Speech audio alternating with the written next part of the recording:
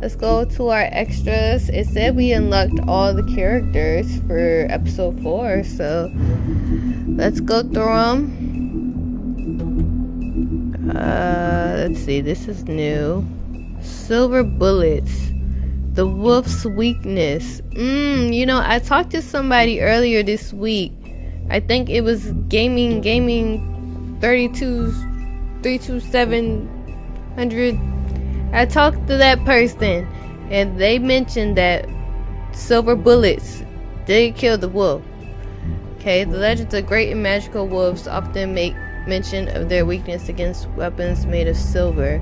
Those tales bear out to be true. The silver bullet Mary shot Bigby with was not the first, but any of them could be his last. Any silver left in Bigby's body weakens his system, slows his healing and can cause long-term damage. Okay, acting deputy. With Crane firmly out of the picture and King Cole still absent, the task of leading Fabletown falls squarely on Snow's shoulders. She has performed many other duties for a long time, picking up the slack for Crane. Okay, now she has to deal with a new level of politicking she had not previously been exposed to. Okay, donkey skin coat. Only truly beautiful will fully understand the power of a coat that makes its wearer appear ugly. It is the power to be invisible while still being seen. Unfortunately, its value can also be hard to see, but it is still a magic coat, and to some collectors that's enough. Okay, so it's a magic coat that makes you look ugly, I guess. Let's see. One of the few fables to find fortune in this world, Briar Rose has even turned her weakness into a strength. When her finger is pricked, it's not only put her to sleep, but also those within a certain radius of her slumber. Oh wow, that's crazy. This can be a powerful tool, and it's just one of the ways the Sleeping Beauty is more than just a pretty face. If only she didn't need a kiss from a prince to wake her up. I feel like they're gonna play on that next season. I have a feeling. The Jersey Devil, scary looking. Not all the fables who came to this world landed at Fabletown. There are those who scattered across the farthest corners of the earth, and there are those who simply prefer the Garden State to the Empire State, such as the Jersey Devil.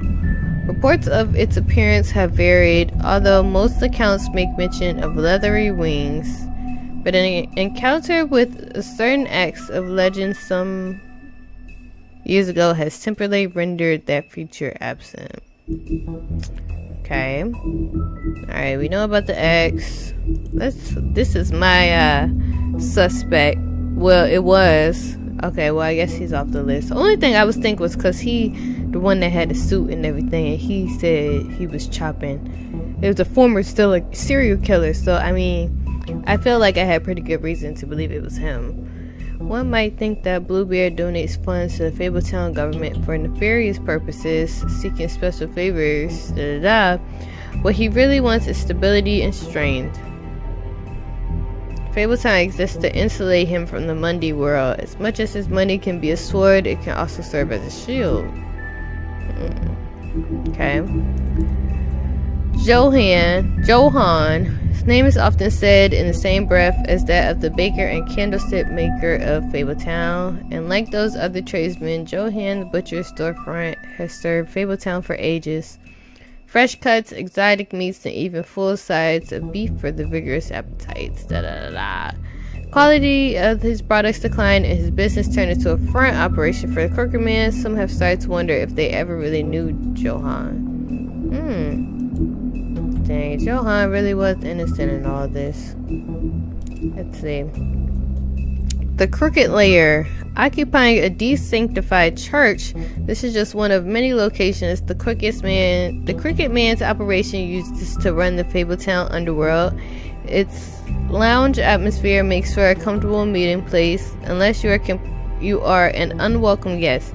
It is completely boarded up to the outside world, and the only way in is through one of the many portals, marked by a door with the Crooked Man's Captain Will icon. Yeah, I didn't know what to expect when we was going through that portal. I'm like, I don't know what's about to be on the other side of this thing. Crooked Man, here we go. He's a crime lord. His eye look crazy. I wonder what happened. Crooked Man has slowly built himself. Hold on, y'all. I gotta do this every time.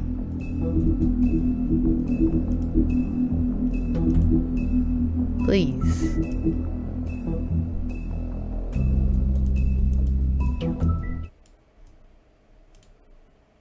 I can barely hear myself though.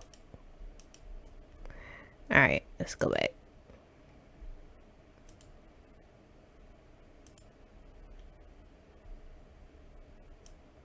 Alright, Crooked Man. Crooked Man slowly built himself into one of the most powerful figures in Fabletown. His operation started with a crooked sixpence and a crooked house. Two things he cared about more than his wife or children, whom he killed rather than let them stand in his way. Okay? In his rise, the Crooked Man has ensnared many fables in his criminal web, providing them with what they need, but always at a high cost. He is cunning, persuasive, and ruthless. Yeah, he's definitely ruthless. Excuse me. Wow, that's crazy. So I guess next episode we're gonna find out why he wanted to have them girls killed, because like, what's going on? Tiny Tim. While most fables theorize that their longevity and overall well-being is improved by the Mundy worlds, knowledge of them for a select few that does not seem to apply. When a malady or injury is an integral part of a fable story, that notoriety can make recovery nearly impossible. So if he was messed up, like if he got beat up or so, in the fable, he's just stuck like that. That's what Tiny Tim thinks, at least. And no medical care or magic, rather, none that he can afford, can heal his leg. Oh, it's kind of sad. Life on the farm. So this, I guess this is why everybody don't want to go to the farm. With this idyllic location and managed community, the farm would seem to be a welcome alternative to eking out an existence in Fabletown, but those who have lived there see it very differently. They see it for what it is, a prison.